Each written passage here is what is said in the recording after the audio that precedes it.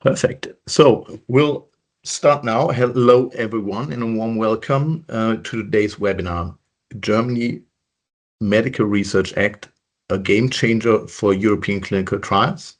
I'm Moritz Kloss, Senior VP at Clariness, responsible for the local markets, and I'll be moderating today.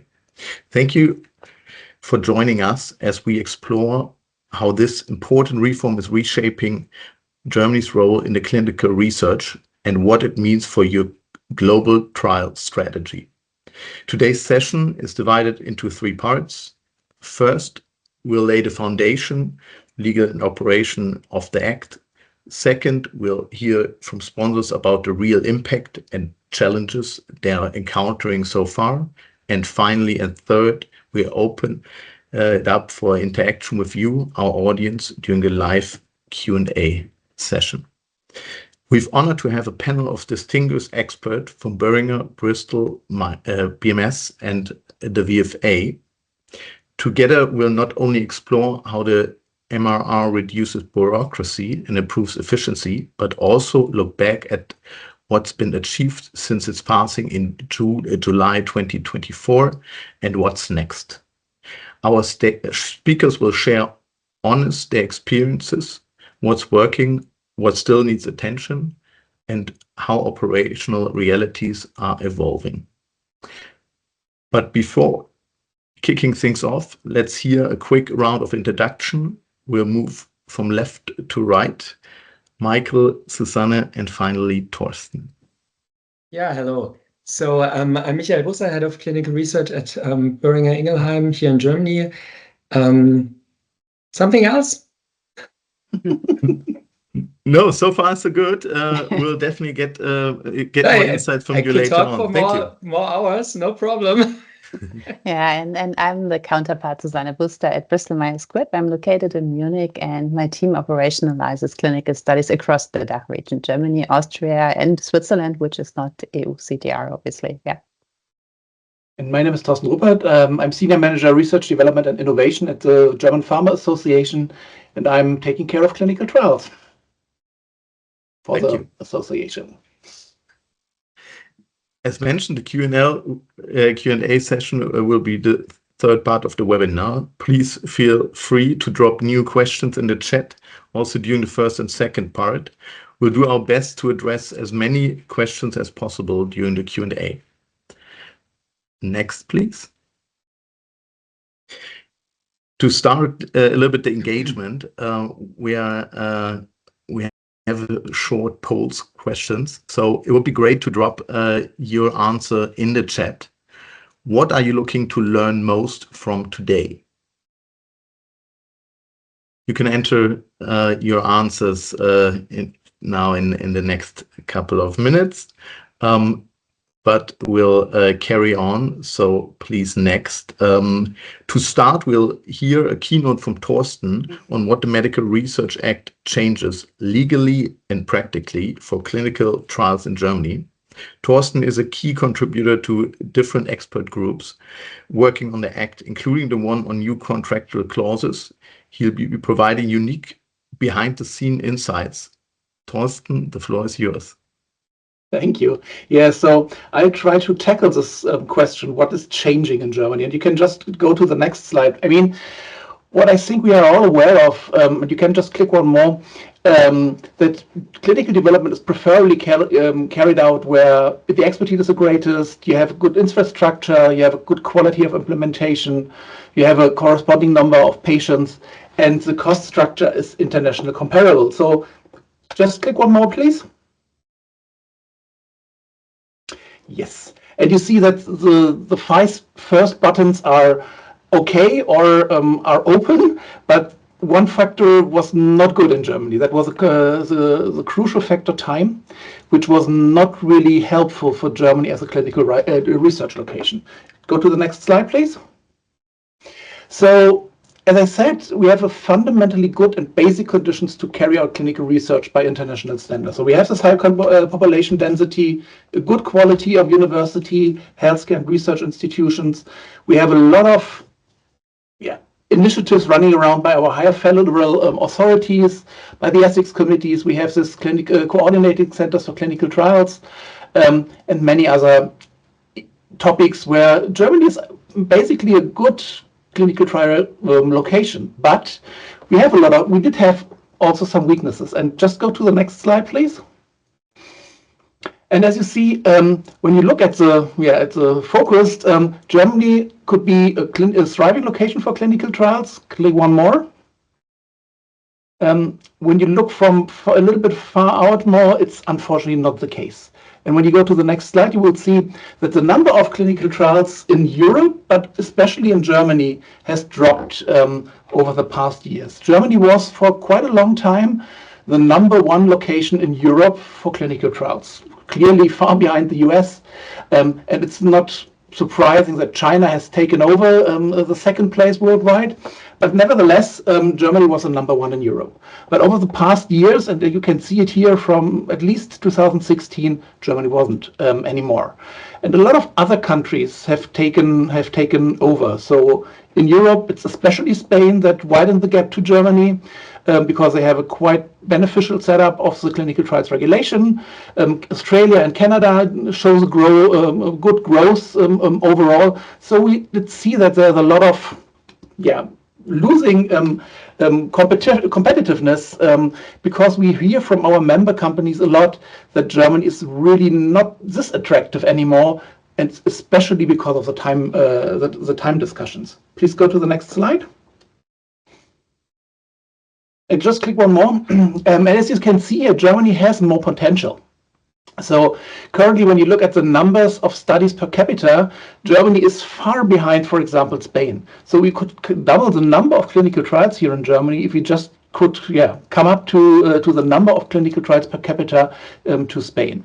And other countries like Italy, France, they also have a lower number of clinical trials per capita, but nevertheless, other smaller countries like Austria, like Switzerland, they do significantly better than Germany. And Susanne is in the end also responsible for these countries, and potentially she can later refer to these two countries too, just to show how why they are better. Click on the next slide. And this downwards trend is not good for patients and participants in Germany. So we have, when you look at here, that was a study we did 2 years ago with Kearney. You see a negative trend if we not solve the problems at the clinical trial location. So in the end, we don't want this to happen because it's really a negative impact for our patients in Germany, and that's why we were quite happy that the German government took over the issue to address the issues in Germany. Please click on the next slide and just click one more. And so our government started a discussion already beginning in the end of 2023 with a strategy for the pharma location Germany, and one of the first outcome of this legislative approach was the Medical Research Act, which in the end entered into force on October 30th, 2024. And the main aim of this bill is in the end to speed up and reduce bureaucracy in Germany to, in the end, conduct clinical trials. And that's something what we really were quite happy as an association, and I think also our member companies were quite happy to see. And this Medical Research Act, in the end, incorporates more than 40 improvements in regard to clinical trials. So don't worry, I will not lead you through 40 improvements, but I have picked out 8, which I think are most crucial. So please on the next slide. So the first thing what we had a long discussion here in Germany is English labeling. As you know, we had before the provision that all investigational auxiliary medical products need a German labeling, and that was in the end burdensome for our member companies. And in the end, now this Medical Research Act changed this, and now the labeling is at least possible as long as as investigational medical product is not going into the hands of the participants. It's as long as it stays with the investigator, there's no need for a German labeling. We have shorter processing timelines. when you look at this, the processing time for the authorization of mononational trials is reduced to 26 days. And it's a legal binding obligation for ethics committees and the German authorities, so BfArM and PI. And we think that is a good approach to, in the end, increase the competitiveness of Germany. Click one more, please. And these are, in the end, valid since October, and we really have a positive experience. And we hear a lot also from global headquarters as they especially see this shorter processing timelines for mononational trial as a chance, for example, to just start shorter trials where you just need one country in the end. And we don't see currently an increase in the numbers of this mononational trials, but nevertheless, I think it will be a development. And I mean, it's just nearly half a year that we have this legislation up and running. We have also this provision regarding electronic signatures for consent. Also, this is a good improvement, but we are not so happy about it because there are still some discussions what kind of electronic signature is accepted. So could it be a qualified, a simple electronic signature? And this is still a little bit open in discussion with authorities and ethics committees. We will have a specialized ethics committee for clinical trials with minors. This specialized ethics committee will in the end be set up quite soon. So currently has been developed a plan to implement it by hopefully the summer. And I think that's a good sign in the end also to improve the competitiveness of Germany, because clinical trials in minors are always a little bit difficult. And I think it's quite good that we have a specialized ethics committee that really will address the issues of minors. It will be a little bit difficult to understand because we will have two specialized ethics committees. We have one specialized ethics committee coming from the number of registered ethics committees of the federal states. Click one more. And still one more, please. But also we will have a specialized ethics committee for special procedures. This sounds quite interesting because it will in the end address all clinical trials, for example, platform studies, which are in the end trials according to EMA's emergency task force. So when you have a new COVID pandemic, clinical trials in this regard will be landing at this specialized ethics committee, complex matter protocol studies and first-in-human studies. And ATMPs will be addressed to this specialized ethics committee. This will be set up or will come into force on the 1st of July this year. And just this week, there was the opening event of the specialized ethics committee. So they have now a new government board. They have in the end agreed on a lot of elements how to work together as this ethics committee. And we are quite hopeful that this ethics committee will in the end address a lot of issues in regard to these mentioned clinical trials in the near future. The next thing is we will have a more directive authority for our working group of German medical ethics committees.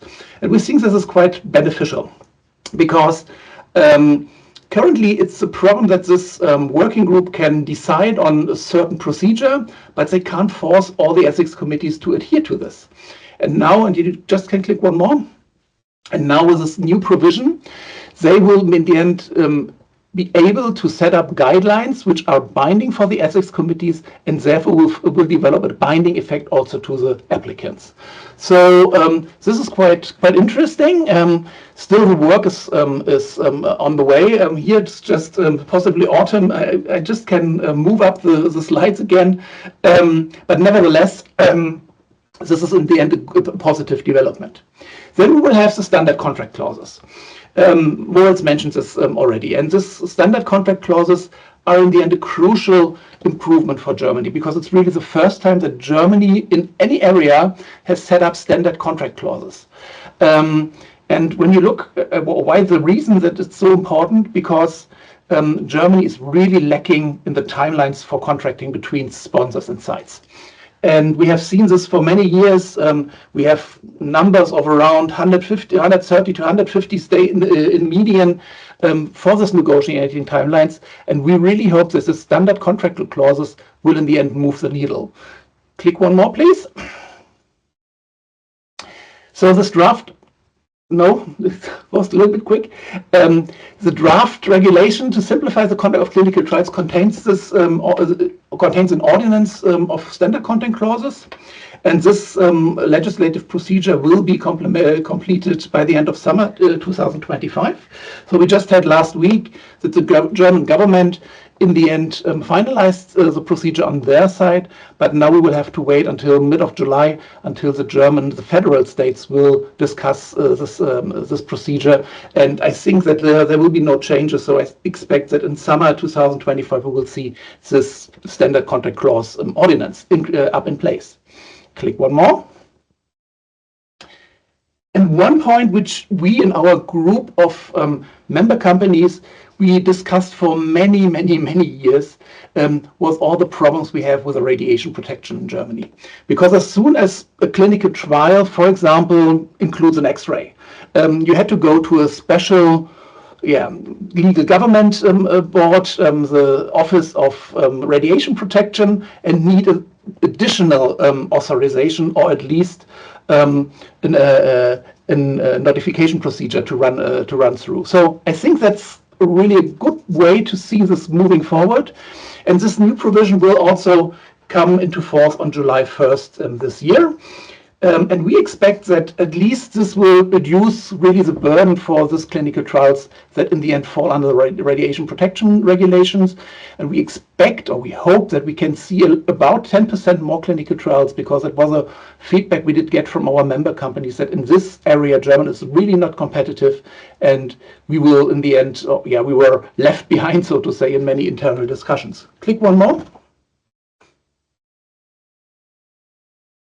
And here you see the development in this radiation protection procedures. And really there's a huge shift now, because for many years this Federal Office of Radiation Protection was in the end responsible. And now with this new provision from the Medical Research Act from July 1st, you will see that there's a notification procedure which will be formally run by our national competent authorities, but in the end, the nationally responsible ethics committee. And I think that's really a huge improvement, because you will not have an extra procedure in this area, and I think we will see a lot of beneficial effects of this new provision. I would like to mention that also there was a really heavy discussion in the legislative procedure if it would be possible to also have accompanying the diagnosis with minors also falling under this new notification procedure. And now it was in the end agreed upon that if the radiation is under 6 millisievert, then you will see or will be able to in the end also just use a notification procedure and just do this in the normal procedure run via CTIS. And I think that's really a big step forward. There will be still a detailed approval procedure, for example, with minors over the 6 millisievert, or when you really have a radiation medicine. But nevertheless, that's really a step forward also, because also you will see a shortened timeline for this Federal Office of Radiation Protection. And I think this will, in the end, also adhere to the timelines given by the clinical trials regulation. And this is also a big step forward. Click one more, please. And also the big improvement is that you will have really a single gate application. So for this notification procedure, for as long as it's a medicine, you will in the end upload all the documents in CTIS Part 2. If it's a clinical trial with a medical product, you have to use a German database for the medical products. I mean, you know that there will be a new database also on a European level, but this will be up and running in some years, and so we will have to wait in this regard. The detailed procedure is in the end working quite similarly. So all the applications are done with CTIS in Part 2, and also again with the medical products. There are some trials which are in the end only run under the medical ordinance, and there you still have a sole procedure and a direct application of other clinical trials to the BFS. But I think this is nothing where really the commercial sponsors, or the field where the commercial sponsors are running their trial. So again, it's really a huge improvement forward. Please click on the next slide. Thorsten, you have another 2 minutes. So, yeah, I know. Yeah. To gain to increase the attractiveness, there's also an exemption on the MNAC guardrails. If you have 5% study participants from Germany, you will really see that you really can have an exemption of this MNAC guardrail, and in the end get a result and a better price. Please go on the next slide. When you ask me if this will be possible for Germany, we have here statistics on the percentage distribution of study recruitment in international comparison.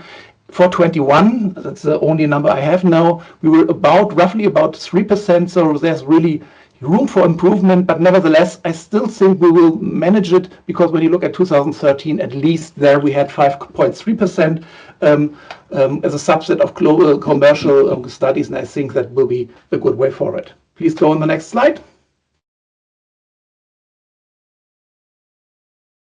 And go click one again. Still, there remains a lot of other hurdles in Germany. So we have a lot of inadequate networking between sites. We have difficulties with recruitment. As you know, global patient recruitment is competitive, and still we need to be quicker. And the Medical Research Act is not solving all the problems in this regard to patient recruitment, but we will still happy or very interested to see how this will be in the end taken up in the local market. The study supervision is unfortunately not very productive and beneficial for doctors in the clinics, because they have no time. There's no real compensation for them, so we need to improve this also, and we need still a harmonization of our data protection rules in Germany, because we still have a lot of data protection officers, which in the end hinder our conduct of clinical trials. Next slide. Next slide. And just click two times until you see all the, just go, that's good. So the Medical Research Act is a really most important result of the German government's pharmaceutical strategy. We will look how these provisions will be taken up, and if they really have a positive or the expected positive effects. Still, we need to work on this on the shift on a pragmatic manner. And when you click one more, you will see that our German health minister, when this bill was in the end finalized, he said that the combination of excellent conditions will in the end improve Germany to a giant in medical research. And now click just one more. But I'm sorry, but I have to say that we will not be a giant in medical research as long as we will not see other improvements, like a patient-friendly register, better facilitation of medical professions, and networks to, in the end, be acting as one study trial. And we need to really improve the negotiating timelines. We need also a standardized cost catalog for Germany, for German's trial locations. So that's what I wanted to show. And so now you can just finish, can click to the next two slides, which is okay. Thank you, Thorsten. We'll come to questions later, and we'll directly dive into our industry perspective. Next, we'll turn to our guest sponsors to share firsthand how the new framework is being implemented, what improvements they have seen so far, and what operational hurdles they are navigating. Has the MRR impacted your organization so far, Michael? So for me, the Medical Research Act is really important to bring back innovative treatment studies and treatments back to Germany. Whether it's implemented already, I have to say no. And we have an advantage here being a German company with headquarters in Germany.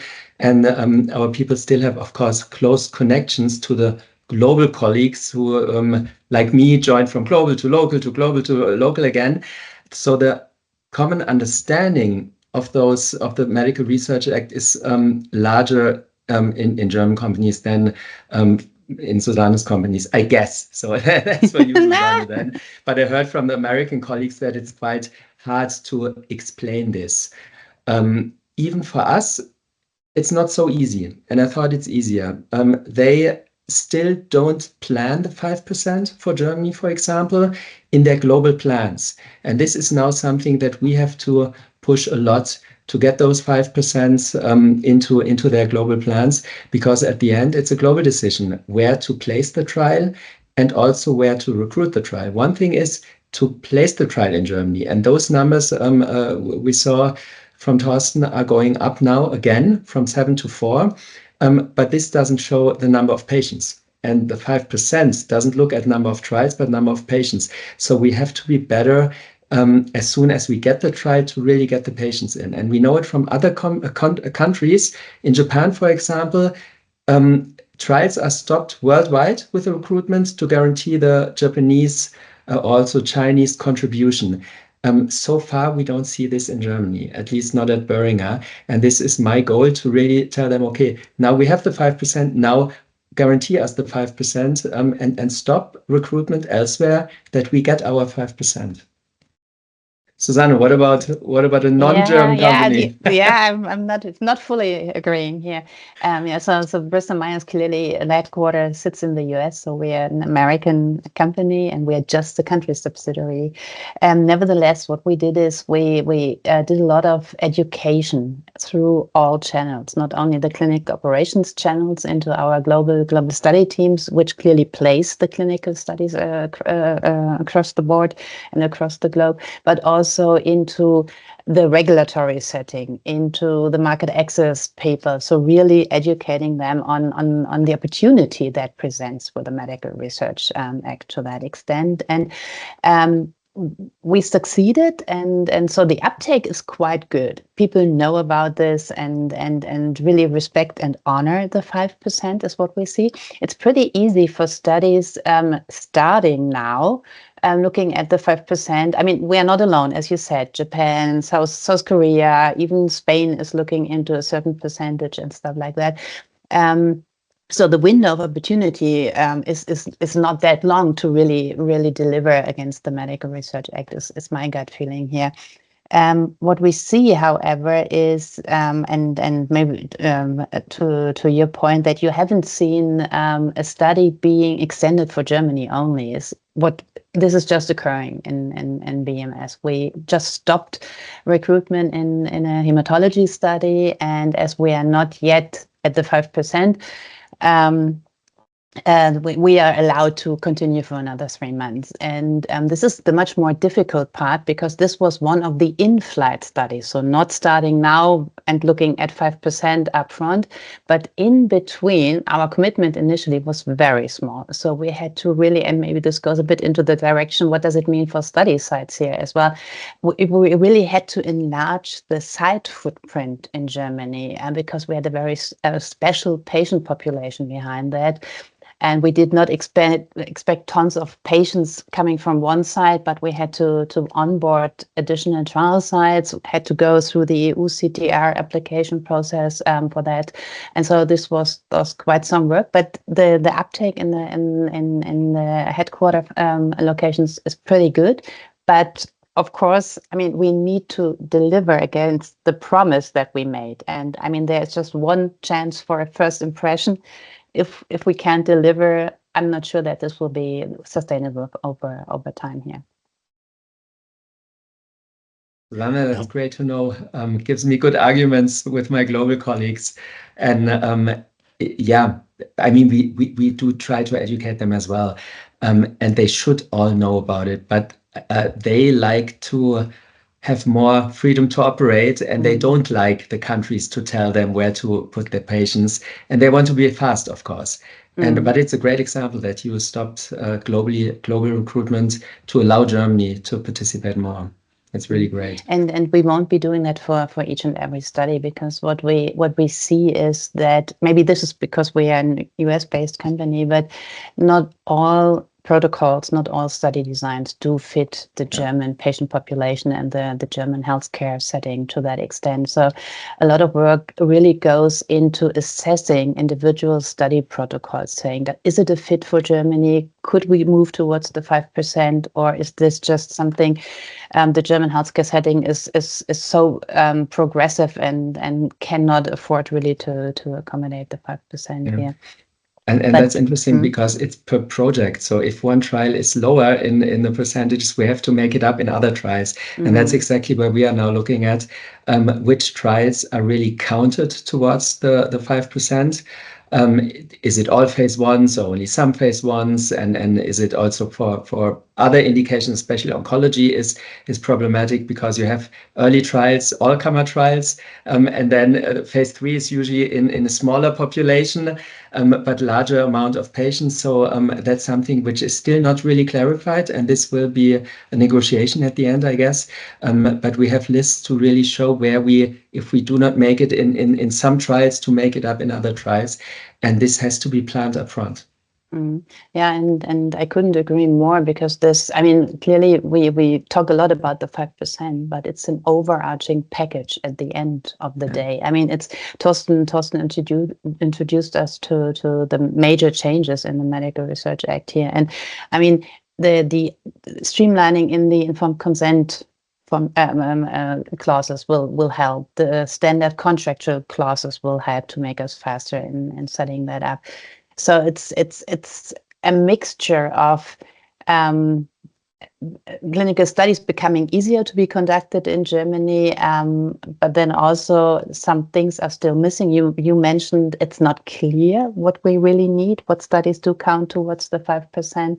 And so it's a lot of work and progress here. And my team is very curious and very much looking into, for example, the radiation protection piece. We can't wait, actually. We just had an incident where we submitted under the old process and get a lot of questions back from not the Radiation Protection Agency, but the ethics committee, which is already involved in the process here.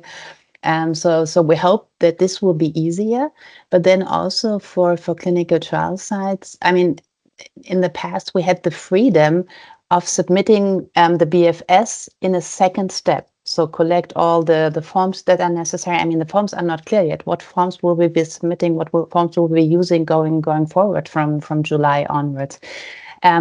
This is no longer feasible. We have to have everything together the moment we submit into CTIS, into the European Clinical Trial Application. And at least in our case, this is nothing a country decides, because all of Europe is going in at the same point in time. So the headquarter functions regulatory drafts that and tells us, okay, it will be August 15th, no matter whether we are ready or not. So there will be a lot more streamlining in document collection, setting up, etc. And that's an interesting topic, because the Medical Research Act, and Thorsten, we had the discussion already, gives us maybe a better start within Europe, but not with against the US. And here, CTIS just takes still too long. It's now much better with the first in humans, for example, which helps us a lot, because we still do the first in humans, all of them except oncology in-house in Biberach. And this was very fast in the past, then was very slow with CTIS, and now it's fast again. But against the US or other countries, they are still much faster. And some competitive trials, we do not even get the chance to get enough patients in, because the US is just much faster. Not in all trials, but in some. So within Europe, yes, Medical Research Act brings a lot. The 5% brings us back on stage again, on the global stage, because we are reference price country for some other European countries. So it's not only Germany that gets better prices then, but also other European countries. So the visibility is much higher. And now we have to show that we can do something out of that. I'm not so sure if everything really speeds up. So with the clauses, the contractual clauses, this might well be, but might also not be. So we will see what we can make out of this. With the ethics committees, definitely. I mean, there's much room to improve, because some of the CTIS parts are really limited by the parts 2, which is the ethics, and this might well be so, and radiation definitely. So this was something where we were slower than other European countries even. And now with the radiation protection, this hopefully helps us.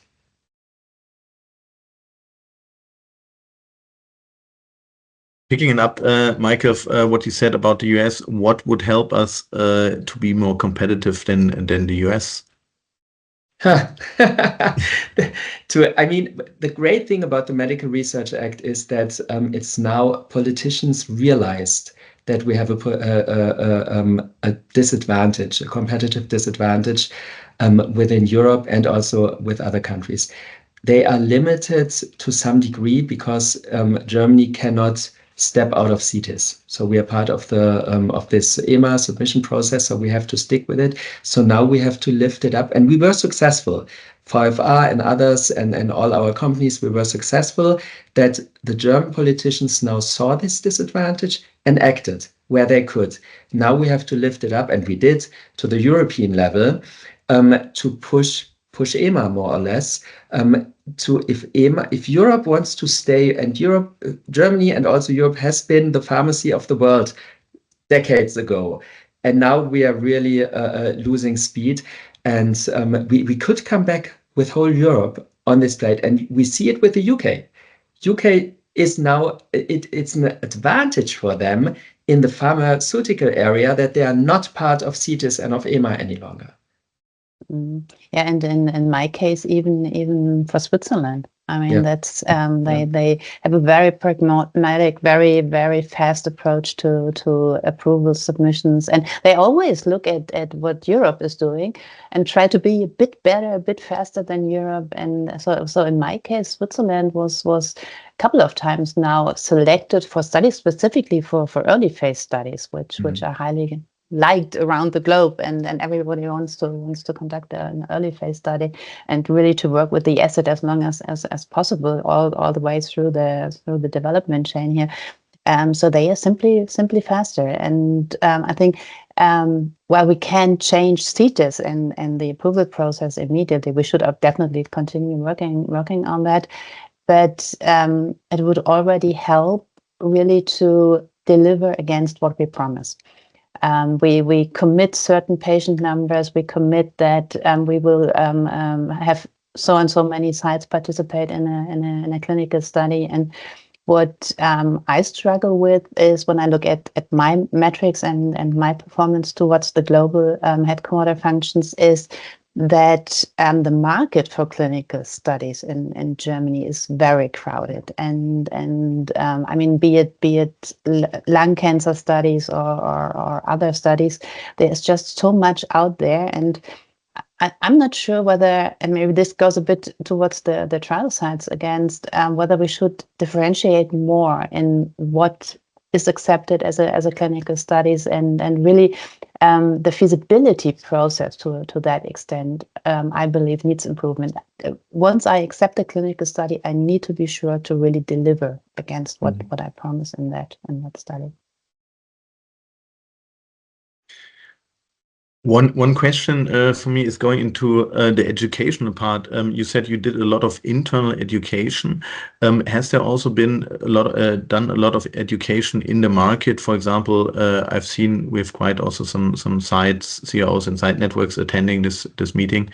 Is there also education done on this side?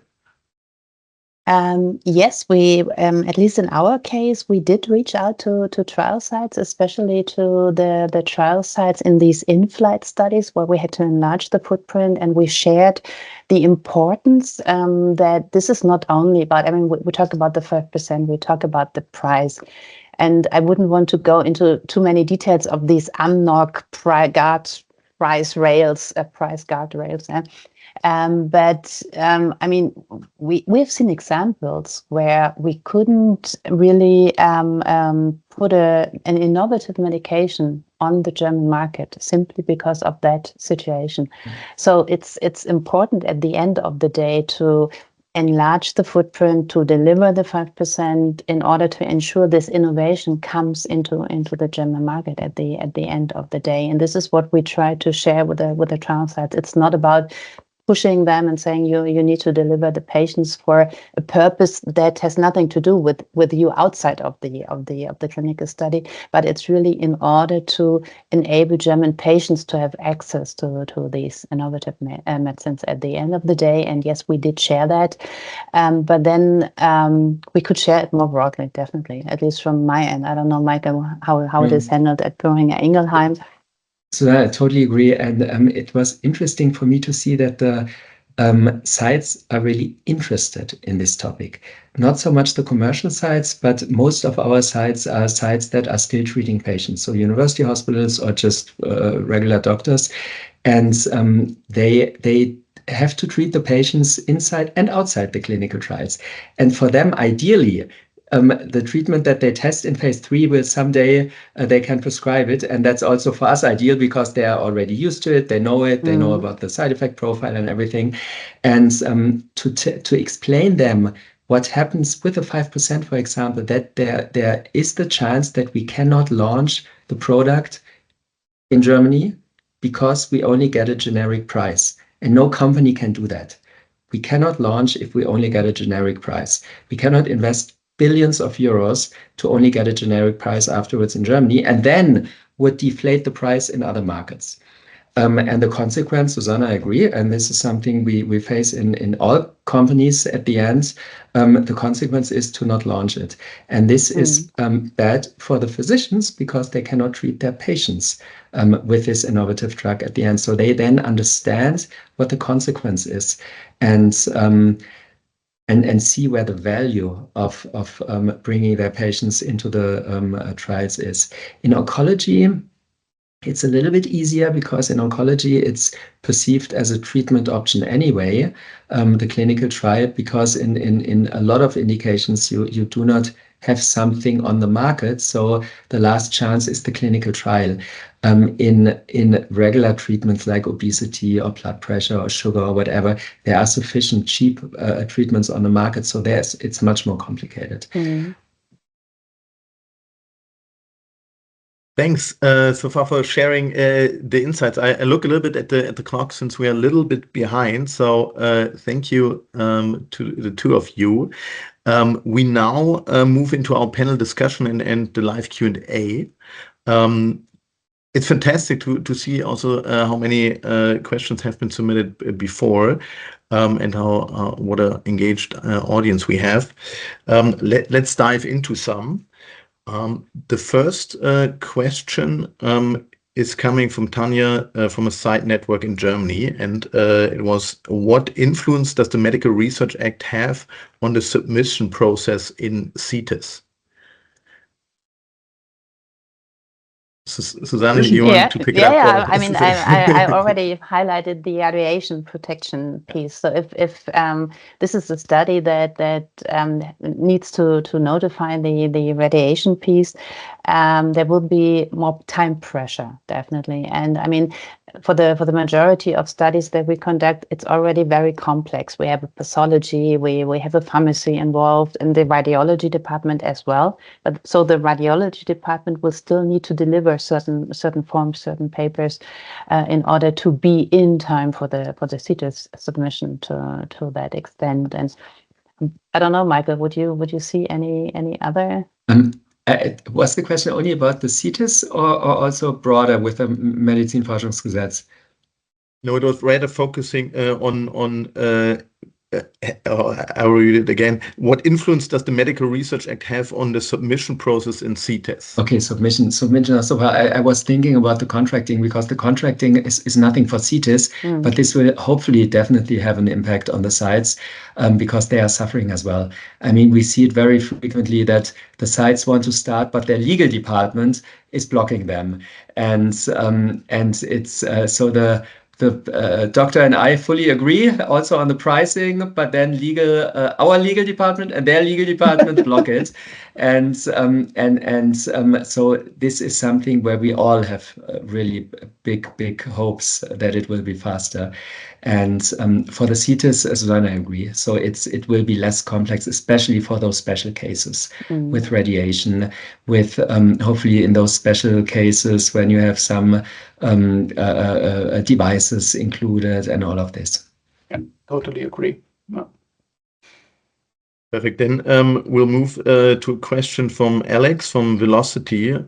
He's asking, is it logical to assume we are to expect similar legislation across Europe due to this? Maybe, Thorsten, I hand it over to you. I mean, when you talk on the European level, a lot of countries look a little bit jealous on Germany in this regard, especially with this 5%. But on the other hand, I mean, just do the math. I mean, 27 times or 28 times with 5%. I mean, you will not have this in all countries. But nevertheless, and I think Susanne mentioned it. Spain, for example, is looking at this on this topic, and I think we will see at least some countries taking this up or a similar approach, and we will see how this will in the end all work out. So I brought this 5% with a meeting of all my global colleagues, and we had to laugh because if you already add up all the percentages that the global countries need, you come to more than 100%. And that's again why it's a global decision where to place those. And if nothing against Portugal, but if Portugal, for example, wants to have 10%, I don't think that they will get it. Yeah, I agree. I think really, as you mentioned it, Michael, before, that there will be, I mean, it's in the end, the price of Germany will influence a lot of prices all over the world. And I think this could be, in the end, the driver to really have this 5% in Germany. And I totally agree with what you just said. And I mean, you have to balance it a little bit. So I talked with my market access colleague, and I just thought, well, 5% looks nice, and this was the reason behind it. But he told me, no, that's more or less in average the global sales that the companies sell in Germany. So I can understand politicians that they say, okay, if you get your return 5% in Germany, then please do your investment also 5% in Germany. The stick and carrot approach from the German government. Great. Thanks for answering. I'll move on to the third question. It's from Ivana, the Chief Client Solution Officer from FutureMeds. And she's asking, how does the new framework increases the attractiveness of Germany as a clinical research location and attracts more clinical research studies to Germany? I mean, we have talked a lot about the problems we have in Germany with the timelines startup timelines here in Germany. So the hope is really that we really will be much quicker than currently, and so we will have in the end more clinical trials coming to Germany. We will be quicker, and as I said, you have a competitive recruitment in the clinical trials. So when another country is quicker summing up the patients, then in the end there will be no German patients, and that's why also we really need to be quicker. Yeah, and it will also attract additional studies. I mean, the mononational studies, the shortened approval time frame for that. I mean, this is typically an early phase study, first in human study, that will come to Germany because of these shorter timelines. But then also what I see is initially when we looked at the Medical Research Act and the 5%, we only looked at the registrational studies, mainly phase 3 to that extent. But now with the explanations coming in from the GBA, from the HTA body, we see it's more than just the phase 3 study. So it's an early phase study that goes into safety, into efficacy, EMA dossier, et cetera, et cetera. So it's if we just look at the phase 3 studies where Germany is traditionally being involved, that's not enough. So we also need, and we see this enlargement in the footprint already, that we need to participate in earlier phase studies, definitely. Yeah, and Global knows that it will be less complex. It's we have a better planability afterwards. We have a good infrastructure in Germany. We have a very good scientific education in Germany. So it's worth doing the trials here. But the perception was always it's too complex, it's too complicated, it's too slow. So some companies just neglected Germany and pushed the trial to other companies. They now realize that other countries. They now realize that in other countries they have their challenges as well. So we are on a good way back. That's good. Great. One question is concerning awareness and responsibility. And the question is, raising public awareness for clinical trials remains a key challenge. In your view, what truly needed to shift public perception engagement in Germany? Should this be a primary driven and financed by sponsors, or is the government responsible to lead national awareness efforts? Yeah, so who starts? Yeah, I mean it's multi-layered approach, I would think, would work best in my understanding. I mean, clearly what we are lacking is one registry of clinical studies, which I mean has an easy access for patients, for caregivers, for physicians looking for a treatment for their a patient who wants to participate or who should participate in a clinical study. So public registry would be great. Yeah. So far, I mean, it's very fragmented. Many of the sponsor companies do have their databases, clinicaltrials.gov, but then this is in English language, and so this is one thing. Clearly also, I mean, Bundeszentrale für gesundheitliche Aufklärung. I mean, why not? Clinical study is always a treatment option in the majority of cases, especially the oncology studies that Michael mentioned earlier. And why isn't that realized, and why isn't that shared more broadly? So I would also see some kind of responsibility by the government and federal institutions here. But Michael, please, you may have others to add here. So with awareness, COVID always comes up to my mind, because I really hope that with COVID in the Tagesschau and everywhere, that everyone would now know what you need to register new treatments, and that the phase 1, phase 2, phase 3, everyone talked about this during Corona. We all hope that the numbers go up, and they didn't. So we briefly saw it going up in our phase 1 unit, but in the regular treatment trials, phase 2 and phase 3, there was not a big impact after. So there was a Corona impact, of course, but I didn't see that the awareness of clinical trials as a treatment option, but also just being part of the science, being part of bringing new treatments to the market, really established here in Germany. That's a global problem, without doubt. Looking at politicians, no, we should do it all together. I mean, it's us as the companies, it's the physicians with their patients, also governments, also patient organizations. So if we really could do something together, would be great. And for me, this Buda thing with colorectal cancer thing is a great example. I mean, yes, this came from press. They had money and they had a good reason, with the own son suffering and dying from colorectal cancer. But something like this, it is possible to raise awareness. Number of colorectoscopies went up tremendously. Now it's even part of the regular from 40 or 50 on. It's for free for all people here in Germany. So it is possible. We just need to push it more together. If one company does it alone, it doesn't work. Yeah, and I just want to add that unfortunately we in Germany have a quite critical look on pharmaceutical industry, which is different in other countries like Denmark, like Belgium. And I think that's why Susanne is totally right. We need some kind of a broader campaign coming also from the German government in the end to address elements in regard to improving the basic will to join clinical trials. Yeah. Perfect. Looking at the time, we would have space for another question, and then we'll close it out. Robin was asking, you kind of already answered it, Thorsten, but you can pick it up again for the audience. Does, and if so, how the Medical Research Act has spillover effects to medtech industry as well, or does pharma and medtech industries are seen as one? Unfortunately, they are not seen as one in Germany and Europe. So yeah, that's still a challenge. But the Medical Research Act also addresses many topics in regard to medtech's trials. So, for example, the radiation protection issue elements are also changed for medical products. There will be standard control clauses also for medical products. Unfortunately, they come a little later, but it also will be in the end an effect of the Medical Research Act. So we will also see a positive effect in regard to medical products. But a lot of the problems when you have a combined study is in the end coming from the European legislation. I really have to say something about this.